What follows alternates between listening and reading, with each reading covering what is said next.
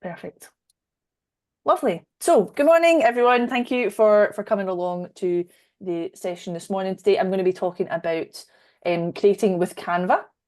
If I haven't met you before, my name's Jen. I am a freelance digital designer and I work with Third Sector Lab, where I predominantly look after our portfolio of websites, but I also have a very strong interest in digital upskilling. And I attend and organise lots of training opportunities like the Curve, which you're here for today. Out with Third Sector Lab, I do various other bits with some kind of public sector initiatives and other small businesses with their communications, but my heart is in the third sector. Anyway, enough about me. I am going to run a quick poll to get a feel for who's in the room. There is only one question, and it is, how would you rate your experience with Canva? That will just be appearing on your screen in one wee sec. So the four options are: heard of it, never used it, I've dabbled, I use it in my role regularly, or I'm a pro. I'll just give that a wee sec.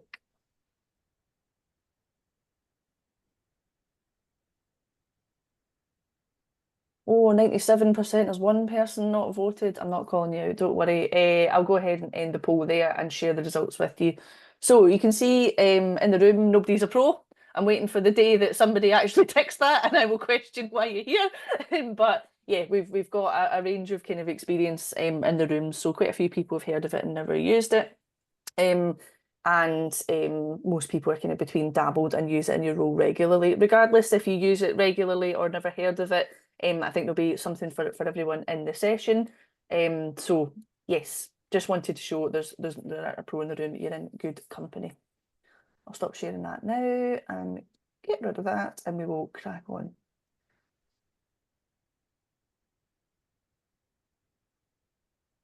Fab. So we'll have a wee look at what we are going to cover in today's session. So first of all, what is Canva and why I think you should use it? Next, we'll look at getting started, so setting up your brand in the right way and making sure that you've got consistency in your designs and that it's nice and easy. Then we will look at some simple design principles that I think you should consider, because you can still make stuff that looks rubbish in Canva, and that's the graphic designer in me coming out. We'll then move into some kind of tutorials on creating some different graphics and other things, and some cool stuff as well, which I will show you. And then we will look at how we get your designs out of Canva, just talk about the different export formats and when you might want to use them. And then I have got some kind of tips and resources to support your creations going forward. So that all being said, we'll move on to what is Canva. So that might sound we're going right back to basics, but just so we're all on the same page, Canva is a free-to-use graphic design platform. So bit of a confession here. I used to absolutely hate Canva. As a digital designer, I suppose I was a little bit threatened about the prospect of people being able to take this stuff into their own hands.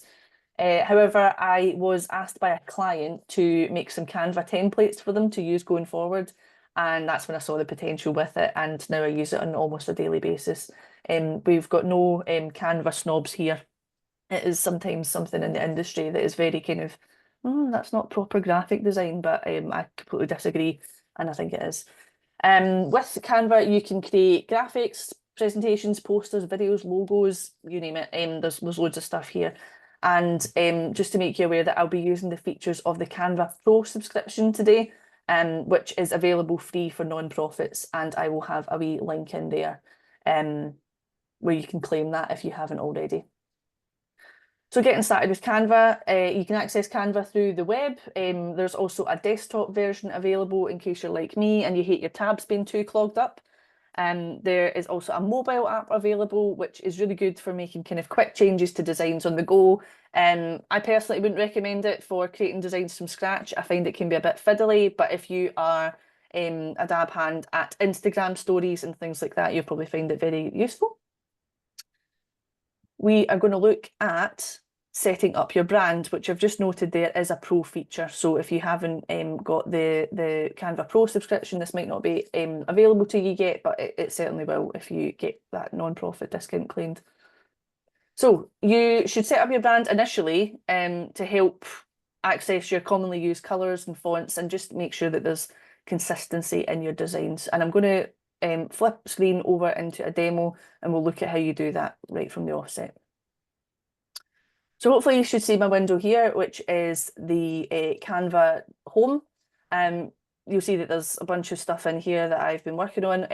My Canva account is a mess, so this is not a good example of how to organise your Canva account. We've got the projects folder here where you can see I've tried to put things in folders, but I usually always operate from the search up here, where you can search through all your designs, and that's where good naming comes into effect here. So make sure you name your designs, and you'll thank yourself later on. So I'm talking about brands, so I'm going to come up to the brand icon that's on the left here. You'll see that little crown is there, and that's just indicating that that's a pro feature. So I'll click on brand, and you can see some brand kits that I've already got. A set up here. And we can go ahead and create a new one. I'm just going to chat through these different elements of a brand on the left-hand side here. So we've got brand kits, that's basically your fonts, colours, and maybe a primary logo as well. Brand templates are designs that you might want to use over and over again. So it's something that you can share with a team or colleagues that you're working with, and means that you're not you can take copies of things rather than creating things from scratch all the time if you've got quite strict brand controls in there. And speaking of brand controls, if you are working with a team, you can be very strict if you want to. You have some options here to kind of enforce the use of colours and typefaces on your designs.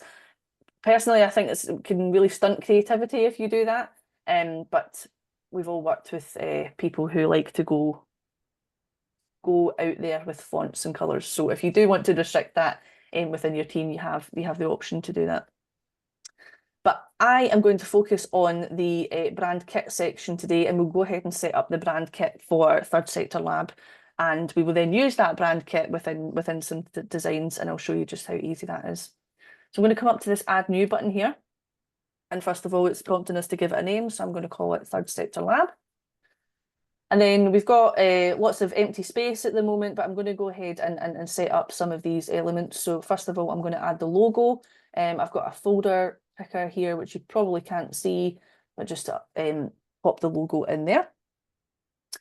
Then very helpfully, it will pull any kind of colours that you've got in your logo there into a colour palette for you. So it's helpfully added that green colour there, and we've got the option to either keep or remove that. That is one of the colours that we use, so I'm going to go ahead and keep that.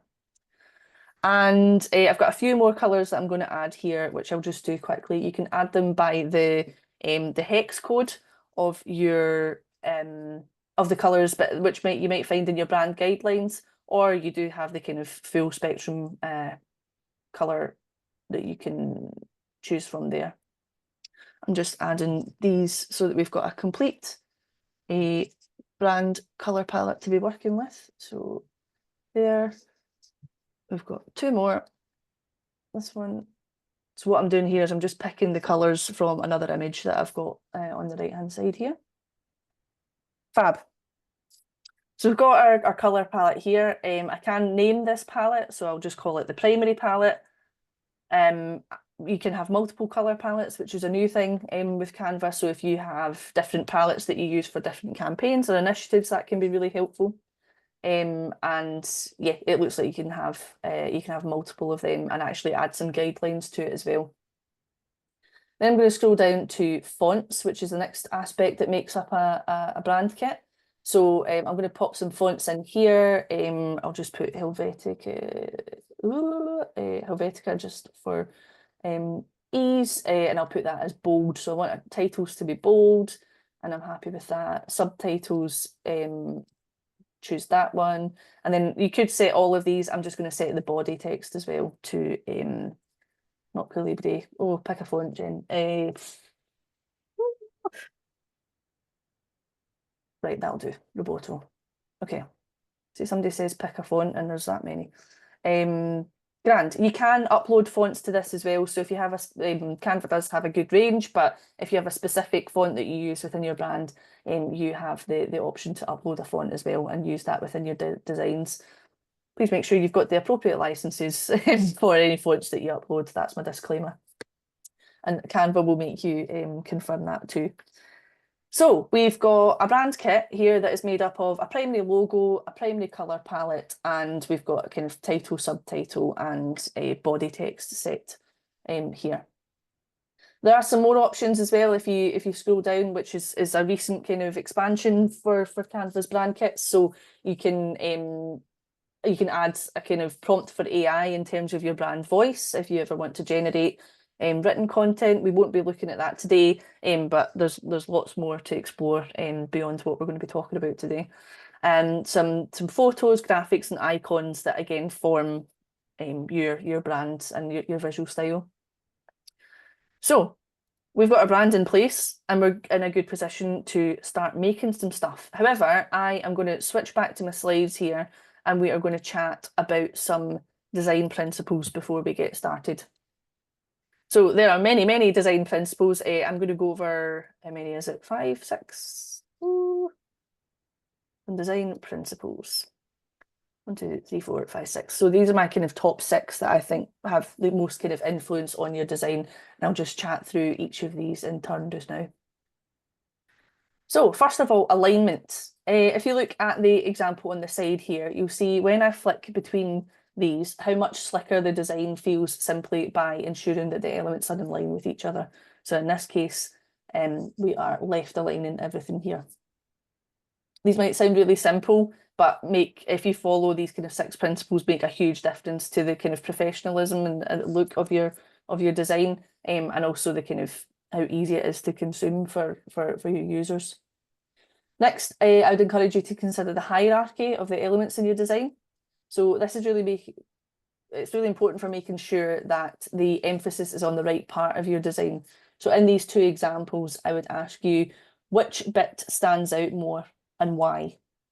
So here, for me anyway, and I reckon most people, that on this one, the free workshop bit stands out the most, and here the digital marketing for small business stands out the most, despite the fact that yeah, they might both be kind of important for this particular design, but the way that we frame the font, despite the fact that it's not top, it's not the first thing top to bottom that you see, it is the first thing that stands out to you. So making use of hierarchy to show the kind of the hierarchical difference between elements on a page is really, really useful. Next, we're going to look at the importance of contrast. So here I have brought the colour of the purple button that was on this graphic down to a kind of similar colour to the background. We want to make sure that you add contrast to make sure that the calls to action or important bits of the design stand out on the background. So purple and yellow are quite far apart in the colour spectrum, which means that they will have a high contrast between each other and help draw attention to the important bits of your design. Next, I'm going to chat about proximity. So let your design breathe, make use of the space that you have in the canvas and don't keep things too bunched up.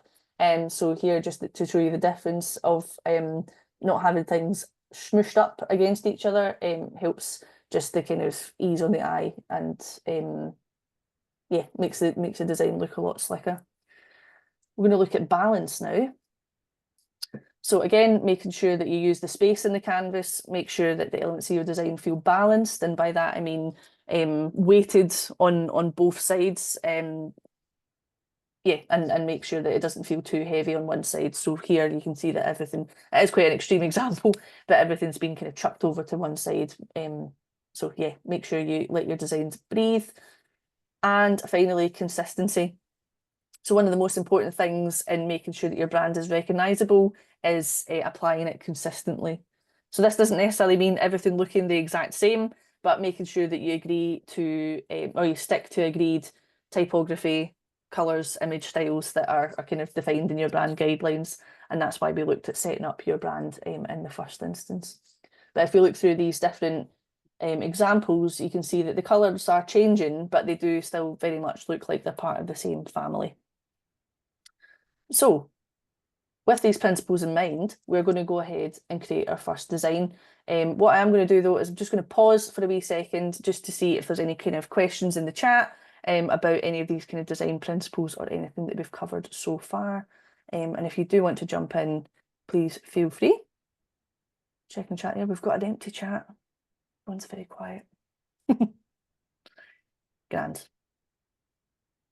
Okay, dokes, in that case, I will crack on. So we're going to go ahead and make our first design.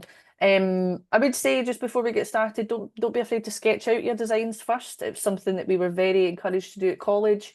When I studied visual communication and digital design, yeah, always encouraged to put pen to paper or pencil to paper first. In the interest of time, I'm not going to do that today, or embarrass myself, but that can be very useful. So I'm going to switch over to Canva again, where we have our brand kit open. And I'll come back to home, so we're starting from scratch here. So what we will do is we will create a sample Instagram post, which we will then convert into a story. And then we will add some animation and maybe do some other stuff as well. Yeah, let's do that. So we're going to create a design for that top left button, and this is what pops up when you are when you want to create a design. So it's very kind of Canva's very good at giving you a starting point, so there's nothing worse than the blank page, but it's very good at giving you templates and things as a starting point, and we'll choose an Instagram post template to get started with. So I'm going to have a wee look at these post templates and see if there's something that kind of looks quite simple and relevant. So we've got this motivational quote here. So I'm just going to go ahead and click this one. So given the brand that we set up, this is absolutely not in line with what our brand usually is, but I'll show you how we do that really, really simply, because we've taken the time to set up our brand before. So I'm going to go ahead and customize this template. And on the left-hand side here are all your tools, essentially. I'm going to come to brand. And you can see I've not got the right brand selected. I'm going to select the Third Sector Lab brand. And you can see that we've got our primary palette there for us to use. Now, if I click this shuffle button, it automatically colours things in our brand colours, which is really useful. And you can click that multiple times to vary it. That's quite nice. And use those colours in a different way. You can, of course, edit all of these attributes individually, but yeah, that can be a really quick way to go ahead and apply your brand colours to any design. Do things at your own pace. Life is not a race. There you go. There you go. So we in the sector, yeah, we do quite kind of rely on testimonials as kind of demonstration of our impact. So I'm going to stick with this and just customize it a little bit while showing you some of the features that you can use to customize your designs. So first of all, I want to change this font to the brand font that we use. So if I come up to font here, you can see that we've got it's arranged by fonts that are already in the document, recommended fonts, which are kind of based on other elements on the page, recently used, and then the brand. Personally, I think they should bring the brand up to the top, but can you do that actually? No, you can't. But yeah, for here, we've got the brand that we're working with and our easily accessible fonts here. So I'll go ahead and put that to Helvetica. And then we've got this helpful prompt here, which again is new with Canva, where you can have any instances of this font that I can't pronounce, Agrandia, and change that to Helvetica in one go. So you don't have to go through and do that with every single instance of that. Very helpful on large form documents and things with kind of multiple pages. So I'm going to go ahead and hit that. And you can see that the person that the quote is attributed to has updated as well. I'm going to take this out because I don't particularly want to have that attribution there. I'm going to do something else with this space down here. So we'll talk about the movement and placement of things within Canva. So each element is selectable on a page. You can see here that this has been formed by basically putting a wee triangle. So it's not a speech bubble as such. It's just been kind of made that way, which is grand. And I'm going to look at the different types of handles that you have on the elements. So if I go ahead and click on this, you can see that there are circles in the corner, and then you've got these kind of little lines on the side, and I'm just going to talk about the difference for them. So the corner ones will resize the element in its entirety. The side handles will change the window in which those in which the content sits. So that's the difference there. Basically, this forms the size of the text box, whereas this changes the size of the content as a whole. Can you see the difference there? I'll demonstrate that as well with an image. I love dogs, so I'll always just put a picture of a dog. There's this lovely lab. Where I can resize the frame as a whole, or I can change the window in which it appears. And actually, I really like that there, so I'm going to keep this dog on this image. The other little tip that I would give you here is, if I wanted to align this to the center, which you can see by the pink lines that are appearing all over the shop. In fact, what I'll do is I'll put that in a new slide and show you that if I drag this into the center, so now you can see that solid pink line is showing that we've put that vertically in the center, and I want it to be horizontally in the center too.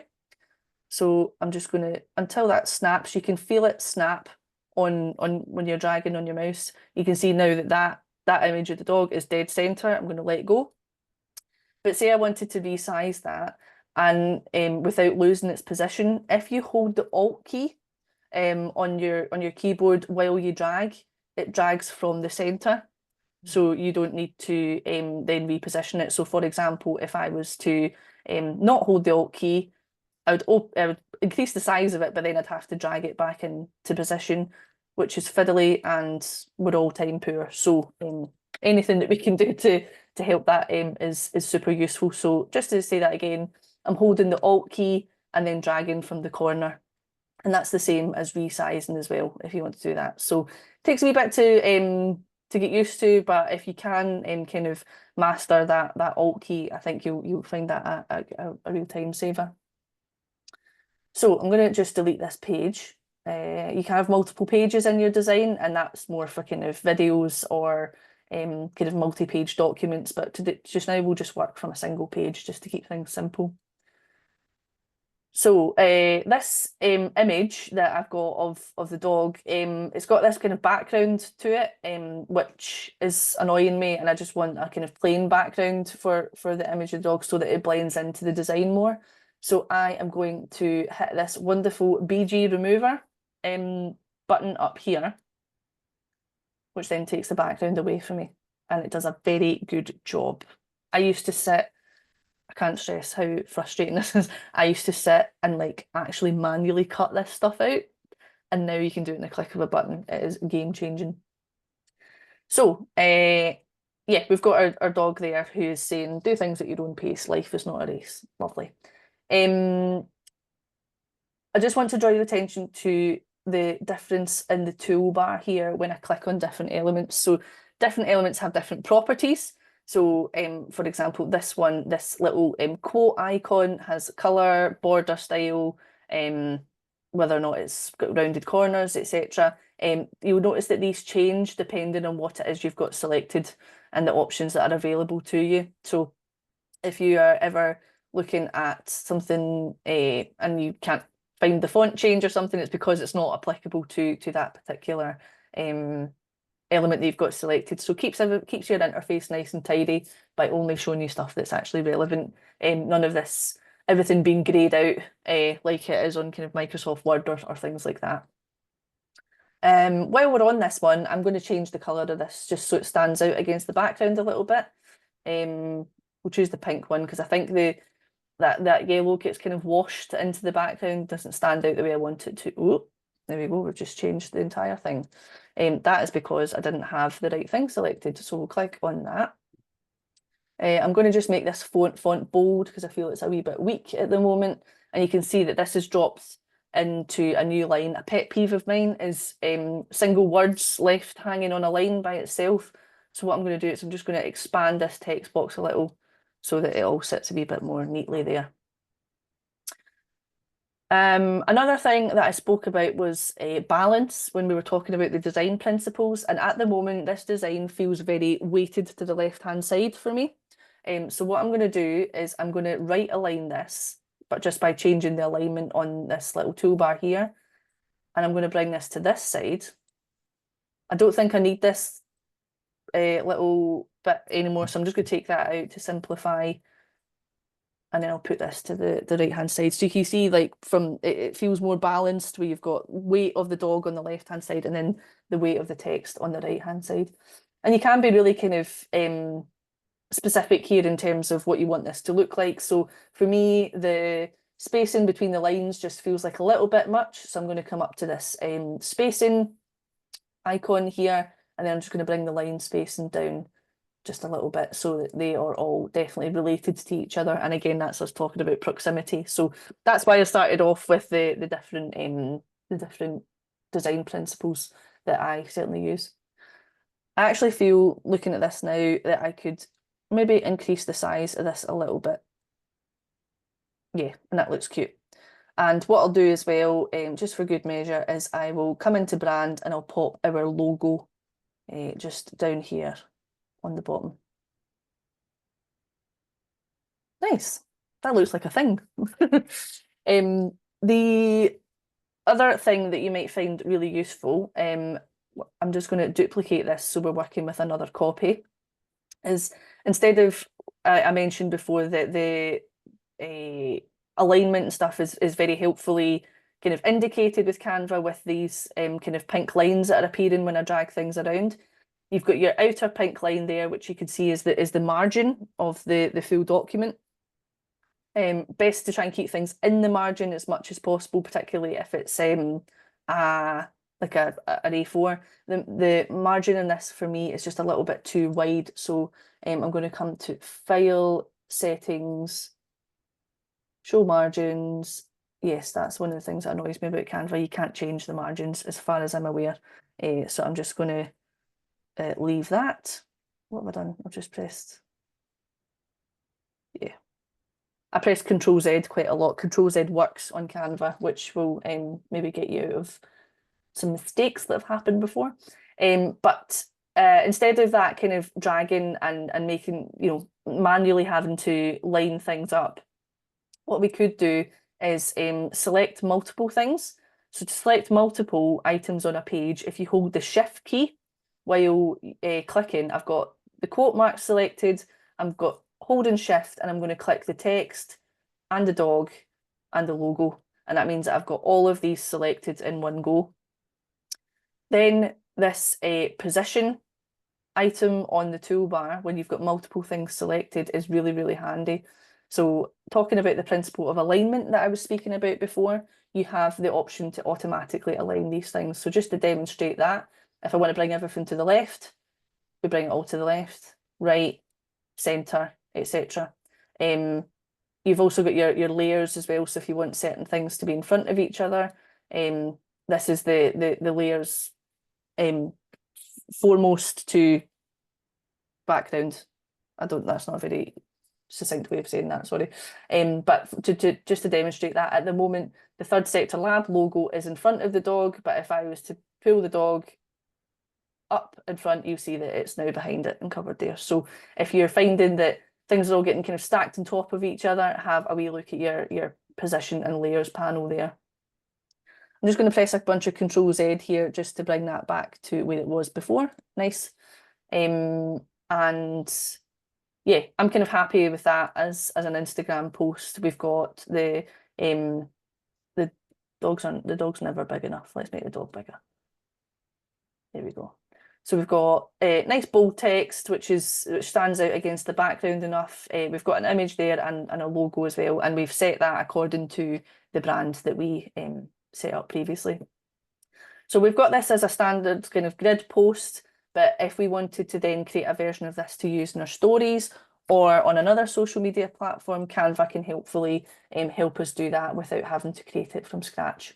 So I'm going to come up to this resize and magic switch button, and then I can choose the size that I want to change that to. So we've got some kind of defaults there. I want to change it specifically to an Instagram story size, and I don't need to know what that is specifically in order to do that, because Canva knows. So I'll come to social media here, and then we can see Instagram post square, which is what I'm working with just now. I want it to be an Instagram story, which you can see here is 1080 by 1920 pixels. I'll go ahead and click that. You can do multiple, so if I wanted, actually, I'll do that too, to change it to we'll go Twitter post as well, just because it's quite different, not because I'm not necessarily endorsing use of Twitter. And we'll go continue there. And you can see that it's given me examples of how that is going to be resized. It's not always perfect, especially if you're moving, like these are quite different. We're moving from something that's very portrait and to something that's then very landscape from a square. But if I go ahead and hit resize to these, it'll take a wee second and then creates two new designs for me, which will open up. You might have to do a wee bit of tinkering about, but we can quickly do that as I'll show you. So I'm just going to hold Alt again, drag this out so it's to both sides. Doggy can come along a little bit, and I'll just bring that a bit bigger. As you can see, I'm mostly just making things bigger here. And you can see that just in a few clicks, I've resized that design to fit another social media platform. And we'll do same again for, I'll just refresh this, sorry. Where's my story gone? There's my story. There we go. So same idea. You just might have to tinker about a little bit. I envisage this will get better as AI develops and things around resize and things, but just to show you how simple it can be. Do you know, I quite like that actually. See there where the dog is kind of sitting slightly behind the Third Sector Lab logo. It gives it just a wee bit of depth, which is quite nice. And then we will make this a bit bigger as well. So I think the font size can be a bit bigger, so I'm going to drag that. Do things at your own pace. Life is not a race. Beautiful. So out of creating one design, we've got three. And I'm just going to open this one as well. So we've got the Instagram story, a Twitter post, and no, sorry, that was a grid post, my bad. And then there's a story there. So at the moment, these are very kind of static images, and you might want to add, particularly as we're all competing for attention on social media, you might want to add a little bit of animation to this. This is just me being picky now, where I start picking at designs and resizing things. We might want to add a wee bit of animation to this. So there's two ways that we can animate with Canva. The first way is we can animate the design as a whole, or we can animate individual elements of the design, and I'll talk through both of those just now. So if we make sure that the whole design is selected, and you can do that just by clicking on the background, you see it's selected by the purple border that's appeared here. And then we'll come to this animate tab. Oh, that's new, magic animate. We need to try that in a minute, but I'll just show you the different kind of presets that come within Canva. So some of these are ridiculous, and I would always suggest that animation should be used quite sparingly. It's definitely a case for less is more, but some of these are a bit more subtle than others. And remember, this is me animating the entire post as a whole, so you don't need to do that. Yeah, there's kind of longer form ones there as well, but you can see my logo's been cut off at the bottom. So yeah, it's good that you've got this kind of option to preview as well before committing to it. I'm going to try this just as a wee experiment, magic animate, and see what happens.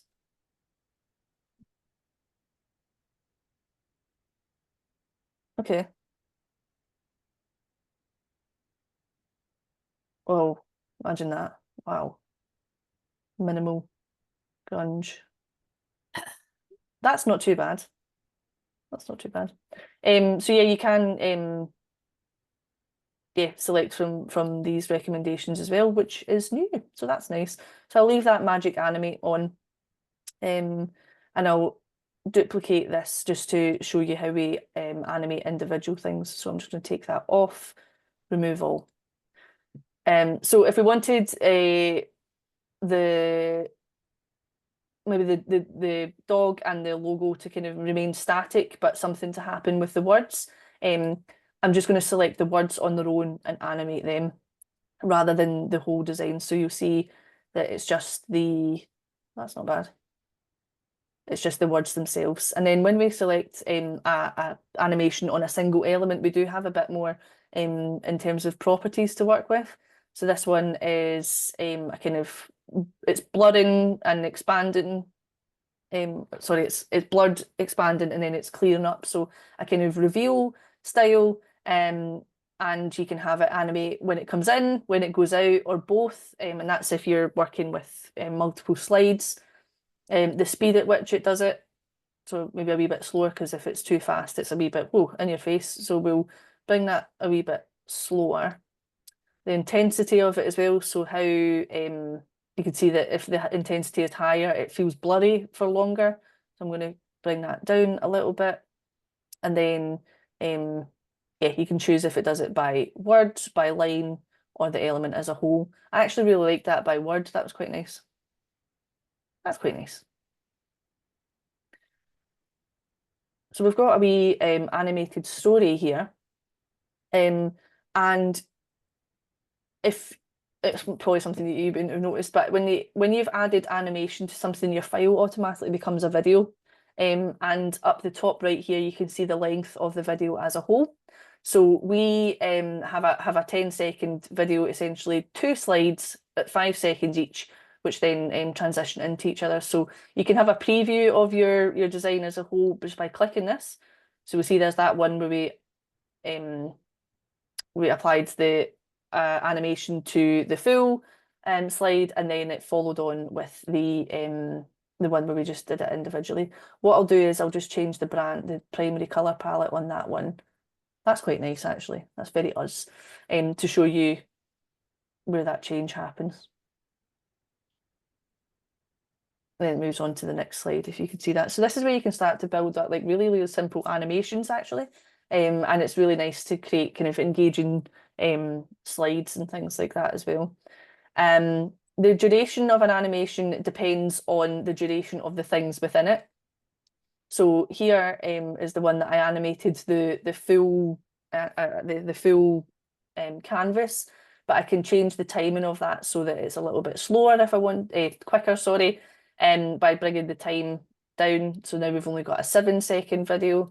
And then, for example, if the animation on this one was set depending on the speed that we used here. So you can certainly yeah, tinker about with that, and I'll just show you one more time what that looks like from scratch.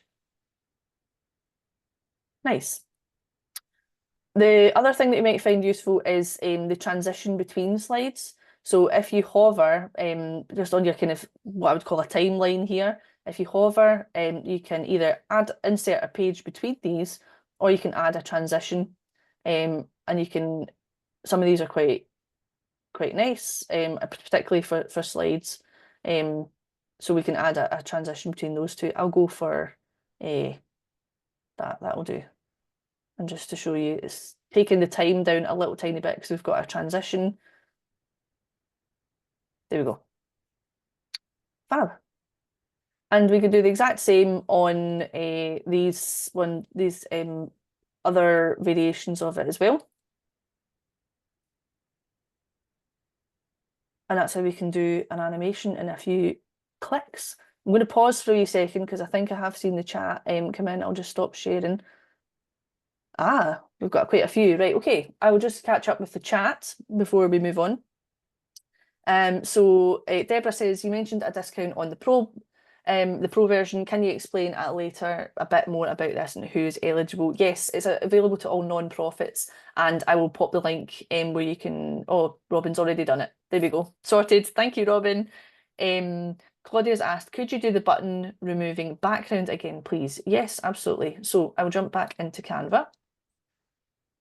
And we'll grab another image to put in place of the dog. So I'm just getting rid of that.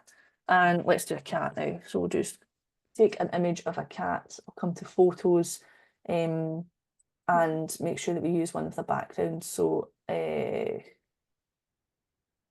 like this guy.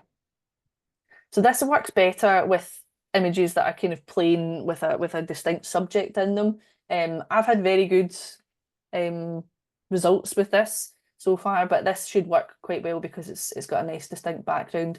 So when I click on an image, we've got the BG remover option here, which I'll just click, and it just takes a few seconds, and luckily it's worked really nicely. What has happened though is the side of this has clipped because the photo itself, there's no more photo to show. But what we might find quite useful is if I come up to the top here and hit flip, and then I'll flip it horizontal, and that means that you can sit in the corner like that, which is quite nice. Cats look so much angrier than dogs, don't they? And I have both, because I'm allowed to say that. Yeah, so that's the example with the BG remover. Again, hopefully that's helpful. I will come back to the chat. Ross has said shift, I'm sure, which I'm not sure what that means, but if you want to let me know, I will come back to that. Hannah says, is there a reason the square on Instagram margin is that size? Is it best to avoid putting content or text outside that margin?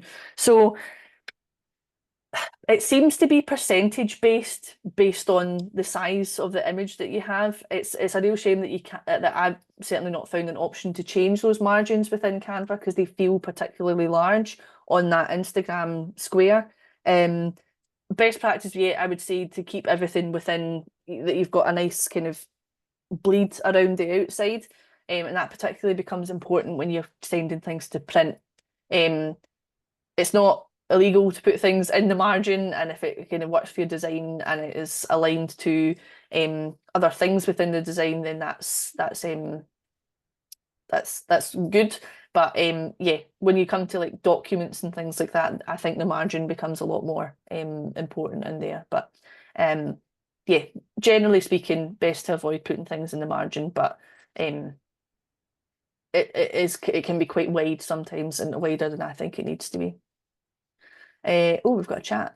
Donna says, can you confirm what buttons to select all again? Yeah, and Charlie's helpfully said if you go Control A or Command A, if you're on Mac like me, you can select everything. So I'll just demonstrate that just now. We'll share again. So there's a few ways that we can select things. We can either go Control or Command A, and that selects everything on the page. We can select multiple things by clicking and then holding Shift. I think that's where Shift came in within the chat there. If you hold Shift, you can select multiple things, but not everything. And then finally, you can actually click and drag over the things that you want to select as well. So if yeah, they had multiple things in a small place and you want to do that, it can be oops, a little bit you can tend to catch things that you don't necessarily mean to with the click and drag, but that's an option as well. So those are 3 ways that we can select multiple things on artboard. Thanks, Charlie. It was just that Charlie was just asking, is it possible to change how long those slides are? Yes, absolutely. Raddy says, I struggle with background remover as it often removes the backgrounds of a lot of images throughout the document. Do you have any tips on that? So I would probably suggest that just making sure that you're selecting the one image when you're hitting background remover. I think it is an app, and it might do it across lots of stuff, but I'll be happy to pick that up with you at the end and maybe have a look at what's happening there. But it's, yeah, it seems like it's acting on more things that it should on there. But yeah, we can come back to that, Raddy, at the end. Hannah says, is it possible to order the timings of different elements? So have text bounce in and then 2 seconds later have the logo appear. It's not that sophisticated, unfortunately. It's kind of all or nothing at the moment, because Canva's developing all the time. So yeah, it doesn't seem like there's a kind of wait functionality where you want one thing to come in. But a wee workaround for that could be don't be afraid to duplicate things. So how do I demonstrate this? I'll just duplicate this, and I'm just going to remove these transitions just not so it doesn't confuse things. So I could take the text out of this one, make sure the text's in the second one, and tell this, sorry, I'll tell the cat to appear. So I'll select the cat and go for animate, which we've got the baseline on that one. And then on the second one, we can, I'll just, it's got full animation on it. So we'll just take that off, remove all, and then we'll just have the text come in itself. So we'll have the text pop. And then if I set the duration, oh, how did you do that again? Where, duration, that's what it is. Sorry, there's this little button duration down here, which gives you more of a kind of timeline. If I drag the length of that a bit, so we'll call that 4 seconds. So I want 4 seconds of nothing before the text appears, and I'll play that from, sorry, from the start by just coming up the top here. So there we go, cat, and then our text comes in. So that's a kind of workaround to that. I think it would be helpful if you could just say, don't come in until 3 seconds have passed or whatever, but that is a way that you can work around that, which I hope is helpful in the meantime. I'll just jump into chat again. Thank you for engaging so much. I love this. Karen says, if you want to create Instagram, Facebook, and Twitter, is it easiest to finalize one before creating versions of the other? Yes, I would say so.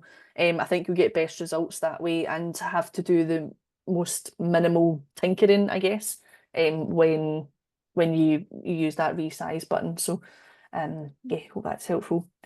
If there's a lot of elements to align, can you show how rulers or grid lines work? Yeah, I certainly can. I will look at that in a wee sec. And then, does Canva have multiple languages? If so, where can they be changed? That is a good question. I'm not actually sure. I'm not actually sure, but at the end of the session, I'll have a wee play about and see if we can find something like that. But that's, yeah, that'd be useful. I'm sure I have seen. I'm sure I've seen if you paste a language that reads from right to left. I've definitely done stuff like that before, so it does give adapt to that. But in terms of the whole interface itself, I'm not 100% sure. But we should look at that. Just coming back to Yvonne's comment, it says, if there is a lot of elements to align, can you show how rulers or grid lines work? So yeah, certainly I'll just add a new tab here. I'm still sharing it, aren't I? Yeah. Yeah, fab. Okay. So grid lines, which we're getting a wee bit advanced now, but I'm going to come up to file here, and then you have settings, show rulers and guides. So you can either press Shift and R, or you can press this under settings. And then you'll see that we've got some rulers that have appeared on the top and the bottom there. So if you want to be specific in terms of pixels, these measurements are in pixels here, because we were at 1090 or 1090, I think is what the width of that one was. If I drag from the ruler, I can set some guides for myself, which I was very much eyeballing that. But if you want to add very defined guides, I'm going to take these away. So that's, I guess, a way that you could set a margin to be smaller than the one that's default there, in case that's useful. But I'll come back, take these away, come to file settings again, add guides. Now that I'm showing them, I can add guides, and then you can choose whether it's 12 columns, 3 columns, a 3x3 grid. So yeah, it's a really good point to bring that in. And then if memory serves me well, I'll grab the third sector lab logo, because that would just be easier. Oh, where's my guides gone? I didn't save it, that's why. Go away. File, settings, add guides, a 3x3 grid. Make sure you hit that add guides button. You can customize that as well, so the number of columns you want, the gap, margins, etc. And again, this is good to do in like your templates, if things that you're going to be using again and again. But for now, we'll go for this 3x3 grid, add guides, and then when I pop the logo on, you'll see that I can snap to the guides and help keep things nice and in line. So very much in, excuse the pun, in line with that alignment principle. But yeah, that's how you can customize guides and grid lines. I hope that works. Thanks, Charlie, for jumping in just on the change language by design. Good to know. Alex has said, I know it's not covered in the session, but please could you run another on video editing or creation? Whew, maybe, maybe with Canva. Yeah, I'm not. I wouldn't describe myself as a videographer or an animator, but I can do some simple stuff. But I think, Robin, we've actually got a session coming up around creating video content for social media, don't we? That was actually on Friday, but if you were not on at that Friday. session, which I think maybe you were because I recognise your name, but that recording's coming soon as well. Yeah, fab. But that is good to know if that's the kind of thing that would be useful in terms of just, specifically on kind of maybe more animated bits around Canva, then yeah, I'd be happy to do that. Charlie says, what are the automated pink grid lines or guidelines, sorry, that show up? As sometimes it seems illogical and seem to set things off center or off alignment to each other. I find it really confusing sometimes. Yes, and I totally understand that. So I'll use the Third Sector Lab logo. What I'm going to do is I'm going to get rid of these guides that are on this page. So I'll take them off and then I'll just pop our logo in the middle like that. I'll make this background white so we can see it a bit better. Oops, there we go. So the main difference here is the solid pink lines are in relation to the canvas as a whole. The pink lines that are dashed are in relation to each other or to other elements on the page. So just to describe what you can see here, you've got the solid pink line down the middle showing that this is aligned centrally within this document. It is also in line with the element below it on both the left and right hand side. Similarly, if I put it to the side here, you'll see that it's the solid line in the middle is telling me that it's perfectly in the middle horizontally, but is also in line with the element next to it, shown by the dotted lines. If I hold it up there, you can see that it's, again, that's where it does totally get confused in Charlie, where when you've got things that are kind of in relation to each other and that it doesn't quite make sense, it's the difference between the pink dotted line and the pink solid line is there. But when you've got lots of things on a page, that can start to get a bit all over the place. And I'll just show you if we've got like kind of 4 examples here, which are all kind of kicking about. If I select all of those, which I just did by clicking and dragging and go position, there is this tidy up option, which will do the kind of most sensible thing, which is put them all in a kind of column. But let's see if I make it like a wee bit more tricky for it and then go tidy up. It's just doing it like that. Where's an example where that would work really well? We'll go at position, tidy up. Just seems to be centered in it. Yeah. Yeah, I'll just bring these like that. Yeah, that tidy up feature is more useful than others sometimes. Alex says simple would be perfect. The other session was great, didn't cover how to edit in specific tools, for example, Canva. Yeah, that's a good point.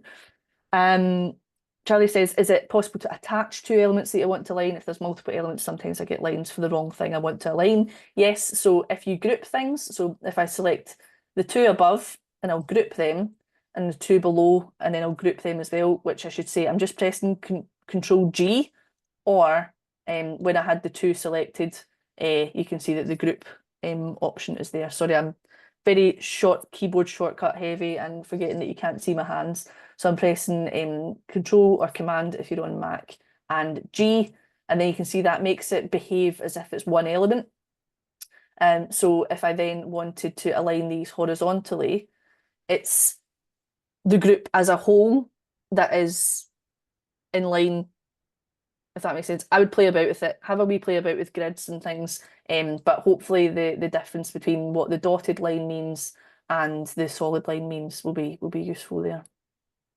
I'm going to do one more because it's 12 o'clock and I've got lots more to talk to you about, especially because we've not talked about getting designs out of Canva yet. And then we'll crack on. So Hannah says, are the Canva templates always up to date with social media platforms' preferred image sizes? I recently used the Facebook post template, but after posting Facebook, so I added some extra borders around my graphic. I would like to say yes, that it's always up to date, but it might not be. There are a few different ones for Facebook where you've got like an ad, banner, that kind of thing. So I'd maybe double check that, but it could possibly be that Canva's got some updating to do on that one. So I'm just going to jump back to my notes on the side here. Thanks so much for all your questions, and I'm happy to hang around and answer more shortly. I want to show you a couple of cool things which kind of take Canva to the next level for me before we crack on with talking about export formats. I'm going to work my way down the left-hand side here because that gets some basically like to the coolest thing, which is apps. So design is the kind of templates that are offered by Canva. They are all they just apply to whatever you're using, and they be in line with the graphic size that you're working with. So for example, if I was working with the kind of Twitter banner size, I would be showing relevant things based on the graphic size I'm working with, which I think is very clever. I'm going to just Control Z that because I'll go back to what I was using. The Elements tab is basically, you see I've been jumping in there to get kind of pictures of dogs, cats, whatever. There's a really vast array of stuff that you can use in here. So I'm just trying to think of an example. My default is always dog, but if I search for dog, we get different categories here. So we've got graphics, which is basically illustrations and things like that. So some of these are more customizable than others. And unfortunately, you don't find out how customizable until you put it on your page. So I really like this outline here. And you can see that when I select it, we do have the option to change the color. So it's black at the moment. I'll just make it this kind of nice, this nice kind of purpley color. However, there are some things that you place. Oh, we can edit the colors in that one as well. So there's multiple colors in that one. So you can again really tailor that to your brand. The more kind of complicated ones, the more detailed illustrations, you can see that I don't have the option to change the color on this one, unfortunately. So yeah, it is kind of frustrating that there's no way to indicate whether or not you can change the color on them before you place it in your design. But if a little color option appears there, as it does for this one, then you do have the option to change those colors, and that's the same across all the kind of graphics. The other type of media that you have is photos, and that's your more like image focused things. We can't change them unless we are kind of removing the background or recoloring and things like that. But yeah, that's the library that we have access to here. Oh, look at the little baby. Look at the little baby. And then we can just one click take the background out. So there's an example where it's not worked particularly well. Yeah, some of them are better than others. And we'll get rid of that one. Next one's videos. So yeah, there's lots of kind of free to use video in here. So if you wanted to put that as like a background to something, might be quite nice. So maybe do something like I'll grab that running dog video again. If I made that nice and big so it covers, and then I'm going to, in terms of layers, I'm going to send it to the back. We could make something that looks awful like that and have a dog running in the background as well, if you wanted to. Loads of footage in there. We've got shapes. That's more your kind of circles, squares, triangles, etc., and probably not as appropriate for the search term that I've used. There's audio as well. So if you want to apply audio to your videos, we've got a selection of things in there. So we've got dogs panting, sound effects and all that kind of stuff, which is cool. Frames are basically if you want to put an image in something that's not just a square, basically. So what I'll type in blob here, and you can see that I'll just open another wee window here and put a blob in there. Then if I grab a photo from the Photos tab, where I'll just come back to my dog search, we could put this wee guy within the frame like that. And if I double click on it, I can position whereabouts, where it sits within the frame. So that, again, you can get kind of creative with that, or have that blob kind of come up from the side or something like that within your story. And you've also got frames, mock-ups, and charts, which won't be applicable to this kind of search term. But if you put in something maybe like people or circle, yeah, we've got some frames there. Mock-ups, so if you wanted to put something in like a nice mirror frame or something like that, or even like a laptop.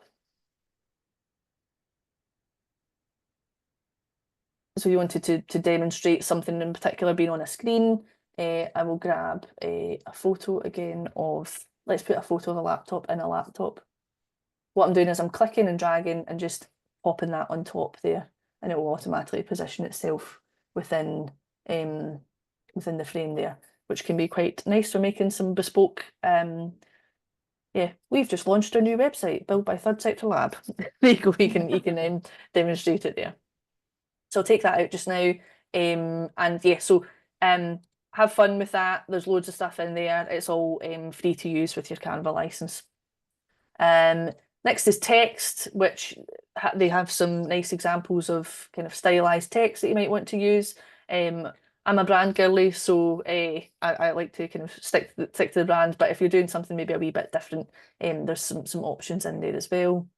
Brand we've spoken about. I won't come on to that again, but I'll come to uploads where you can upload your own stuff. Something that I've been finding quite useful recently is I've done a bunch of product photography. So there's a little bear, and just by hitting background remover, we've got a nice clean product photo there. So I've been using Canva for that instead of Photoshop, sorry, where I used to sit and meticulously cut all these things out. So it's been a massive time saver for me. Draw is as it suggests, you have the option to draw on your canvas. If you're particularly good at drawing with a mouse, you can do that. It's also good for kind of maybe marking stuff up as well. So if you want to point to an arrow and put lots of exclamation marks like that, you could do that nice and handwritten style if you wanted to. Projects is stuff that you've already got in Canva, so I could bring something from another design in that I've already got into this design as well without kind of copy and paste if I don't happen to have it open. So that's projects within projects. And then apps, which is the cool bit. So there are lots and lots of these. I would encourage you to set aside some time and have some fun with that. But I'm going to just draw your attention to a few here that I think are particularly useful. So one is embed. You can embed like a YouTube video or whatever if you're creating something that's going to be like a PDF or I don't know if it'd work as a PDF actually, but you can actually create websites with Canva, which is a wee bit beyond what I would talk about today. But embedding media in your design, I find really useful. YouTube videos, GIFs, Instagram, Facebook posts, whatever, you can do that by putting in web links, which I think is really useful. Where are we? We're on apps. The next one, which is a massive time saver, is the good old QR code. So we'll pop in a URL. I'll just do the Third Sector Lab website for talking's sake, and then go generate codes. And there we are. We've got a QR code. Do not pay for QR codes unless you want the tracking that comes along with it. I see a lot of things where QR codes are advertised as this kind of luxury thing that you need to pay for. You don't. All it is a link. And you can generate them for free in Canva. The thing that they're selling you is the tracking on it, but we can do that for free as well, and I can chat about that a wee bit later if you'd like me to. But please don't pay for QR codes unless you want something particular. You do have options to customize this as well, so you could change the background color and the foreground color. Let's make this really ugly, and then we'll generate code there as well. So it doesn't have to be black and white. You can change it in line with your brand guidelines as well, but that one can be a real time saver when you are designing things for print. I'll close out of that one and I'll just close the app again. That was silly. Character builder is really cool. If you, particularly in the sector, we work a lot with stories that maybe require a bit of anonymity, but we still want to demonstrate our impact with real stories. Character builder can be a really nice way of adding some kind of yeah, some person designs without necessarily having images of people. So there's lots of different options to customize here. I will just quickly show you. I'll make myself. So skin tone light, hair color, that'll do. And you can choose some different bodies and what they're doing and stuff like that. So I think that can be quite useful to create your own wee characters, and that's free to use within Canva as well, doing lots of different stuff. And when you hit done, you can then take this and move it around like you would any other element on a page, copy it, put it on another page, something like that. It just becomes its own wee graphic that you've customized, which is pretty cool. And I think there's one more that I'll show you. A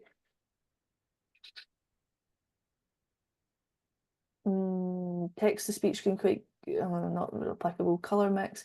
These are more kind of a bit more bespoke, but the three that I find the most helpful are embed, QR code, and character builder. But there are loads. AI powered stuff. There might be tools that you already use, which can be kind of brought into this. AI stuff. I mean, I'm a big fan of AI, but it can be hit or miss sometimes with what comes out of it. Bingo cards. We to any like hosting a bingo night soon. There you go. You can open a bingo card generator, enter some words: dog, cat, mouse, frog. Create bingo cards. Look at that. That's cool. I learn something every time I open that apps folder. So yeah, have a wee play in there. I'll pause again. I've seen a few things coming from the chat, and then I'm going to move on to exporting really quickly. Charlie, you're way ahead of me. Or does it save QR codes? Sorry, I thought you said, does it have QR codes? And I was like, yeah, I can answer that one. I'm just going to come back to where I was before, sorry. It was around guidelines, wasn't it? And grouping. Okay.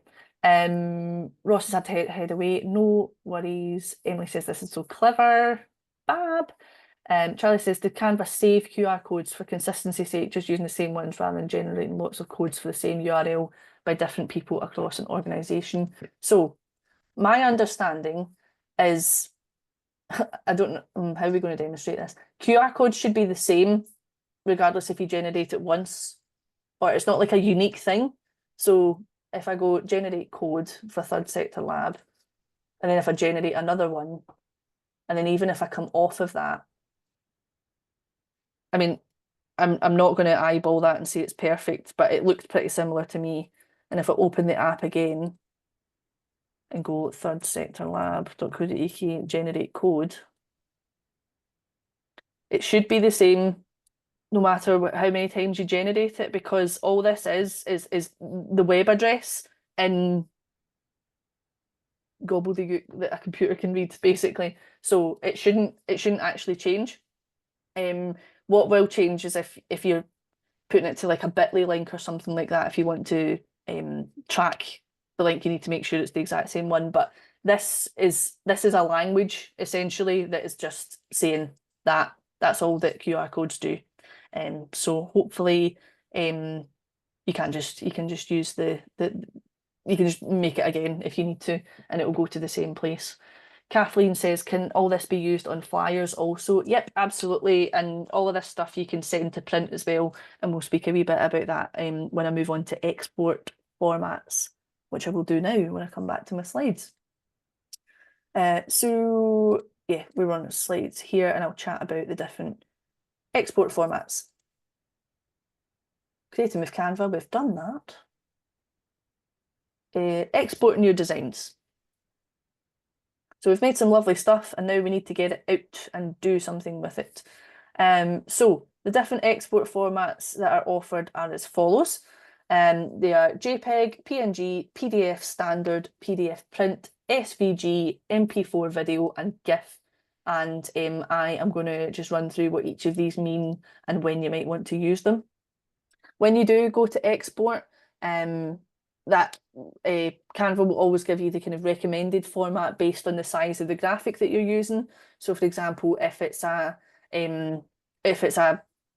Twitter banner with no animation on it, it's fine to export that as a graphic. Whereas if you put animation on it, it will suggest you might want to export this as a video. But I'll run through each of these now. So JPEG stands for Joint Picture Expert Group. I'm testing myself here. So this format is good when you need to have a kind of smaller file type. It uses heavier compression. So you'll probably find that things like photos, images, they all tend to be JPEG because there's lots of data in them. However, things like logos or smaller icons and graphics tend to be PNG, which I'll speak about in a sec. But compressing your designs comes at a cost and quality. Your social media platforms will already compress your designs a lot anyway, so it's best to make sure that you upload the highest quality possible with that. PNG stands for Portable Network Graphic, and it is good for use on the web, logos and kind of icons and things like that. If you like, so another kind of pet peeve of mine is when you have a logo that has that horrible white background, that's been put on something with a coloured background. That's because it's been saved as a JPEG rather than a PNG. PNGs support transparency, which is that kind of invisible background, whereas JPEGs don't. So if you're ever wanting a transparent background, it needs to be saved as a PNG. PDF standard. So you would use that format for documents, particularly those that contain some kind of interactivity. For example, hyperlinks, you can link within pages and things. You would need to save that out as a PDF standard, as opposed to its sibling, PDF print, which is the format that is intended for print. That ensures the kind of highest quality output for your designs, but interactive elements are not included. You can't click on a piece of paper, so it's intended that it's going to be a physical thing at some point.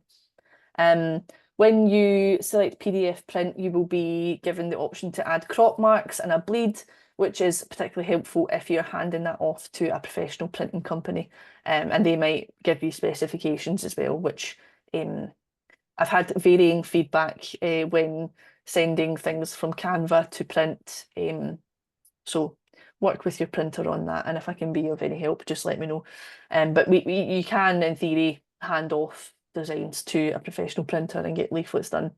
It's just some printers can be a wee bit funny about it. SVG stands for scalable vector graphic. So if you are looking to take your design into another graphic design platform like Adobe InDesign or Adobe Illustrator, you might want to consider exporting it as an SVG, which means that you can customize it even further in a more kind of dedicated graphic design package. You might be asked to provide stuff to other graphic designers or printers in SVG format. But other than that, I don't think you would really use it unless you've got that software installed.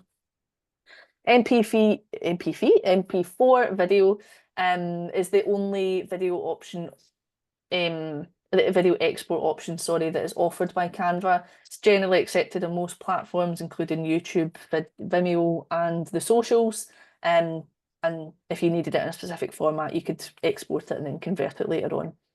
And finally, GIF, graphical interchange format, I think, is a small, heavily compressed animated format which is commonly used on social media. We've all been sent GIFs or seen GIFs online. They're very grainy, but you can make GIFs with Canva as well. Make GIFs as long as they're pure funny and send them to me.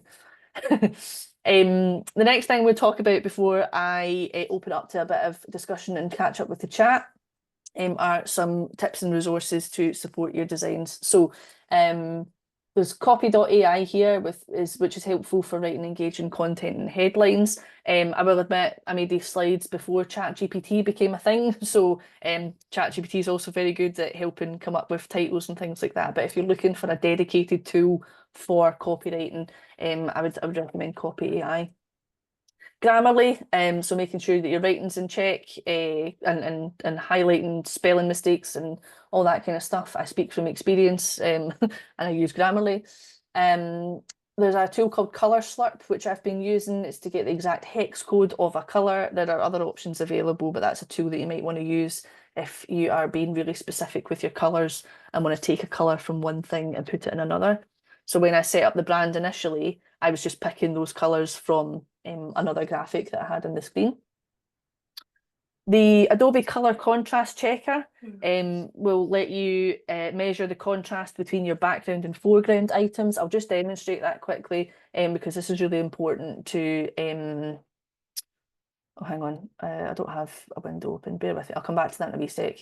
But making sure that you've got enough contrast between the background and the foreground. There is a minimum level required for the Web Content Accessibility Guidelines, and to be able to pass that, and you should make sure that yeah, your use of colour adheres to those guidelines. There are some free stock imagery sites that you might find useful if you're looking for stuff beyond what's already offered within that kind of Elements tab of Canva. If you're looking for more, particularly Undraw is a really vast library of yeah, illustrations that can be kind of adapted and stuff, and I find really useful. So, and when you go on Undraw, you will start spotting where you've seen them in the web, because I think they're used quite well across the web. And finally, the Canva Help Centre for any unanswered questions. Canva's documentation is very good, and I'd definitely encourage you to kind of have a look through that if you're working through any kind of specific issues or want to know about any of the specific, whether it's alignment lines, whether it's what does this tool mean, or how can I do this, the Canva Help Centre is really good. I'm going to stop sharing, catch up with the chat, and then I will stop the recording, and we'll have just a bit of a kind of space to chat without being recorded. So Donna said I have to drop off, no worries at all. And Claudia says, is there a colour slip for Windows? Good question. See, I've been Mac for about 15 years, so I'm just going to check. Windows colour picker. There will be, definitely. Apparently there's a thing called Power Toys, which I don't know what that is. I'm popping a link in there, which that essentially is the same kind of thing that I'm talking about for Mac. So hopefully that helps. Karen says, thanks, I've learned more about using Canva in 90 minutes than 3 days with a different person. You're so welcome, I'm glad. And yeah, that's really lovely feedback, so I'm glad that was useful. What I'll do is I'll stop the recording so that if anybody wants to come in and chat, you can do it without fear of your face being in a recording. But if you do have to run off just now as well, like that's totally fine too. Hope it was useful, and thank you very much for coming.